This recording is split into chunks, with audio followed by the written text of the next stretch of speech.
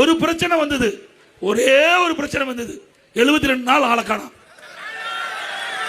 ஒரு பிரச்சனைக்கு நான் கட்சியில் சேர்ந்து 7 முறை சிறை சென்றேன். போராட்டத்துக்கு போய் 7 முறை சிறை சென்றேன். சிந்திச்சு பாருங்க. இங்க 51 ஆண்டு காலம் அதிமுக இருந்து பணியாற்றிட்டு இருக்கிறோம். 10 தேர்தல் நான் சந்திச்சேன். சேவல் சின்னத்தில் போட்டிட்டு ஜெயிச்ச அன்னையிலிருந்து இன்ன வரைக்கும் அணி பெறலாம கட்சிக்காக உழைச்சிட்டு இருக்கிறோம். எவ்வளவு பிரச்சனை வந்தாலும் துணிச்சலோடு சந்தித்து மக்களை காப்பதுதான் ஒரு கட்சி தலைவருடைய கடமை. அப்படி ஏதாவது இருக்குதா? உண்மைதானே பேசுறோம்.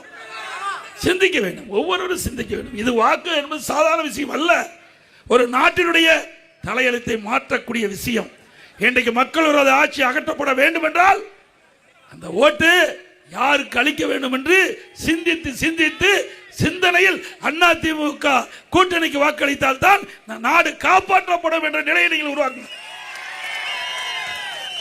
உண்மைதானே? நம்முடைய தலைவர் பொன்மனச்செம்மல் புரட்சி தலைவர் எம்ஜிஆர் இன்னைக்கு கூட ஒரு பத்திரிக்கை நான் பேட்டி கொடுக்கும்போது கேட்டார், ஏங்க புரட்சி தலைவர் எம்ஜிஆர் நடிகர் தானே, இவரு நடிகர் தானே சார், அவரை இவரை ஒப்பிட்டு பேசாதீங்க, அவரு தெய்வம்.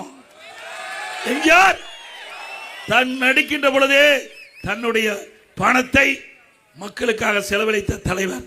உயிரோடு இருக்கும் போது மக்களுக்காக உழைத்தார். தன் இறந்த பிறகு தன் சொத்தை காது கேளாதோர் வாய் பேசாருக்கு கொடுத்த உத்தவன் நம்முடைய தலைவர்.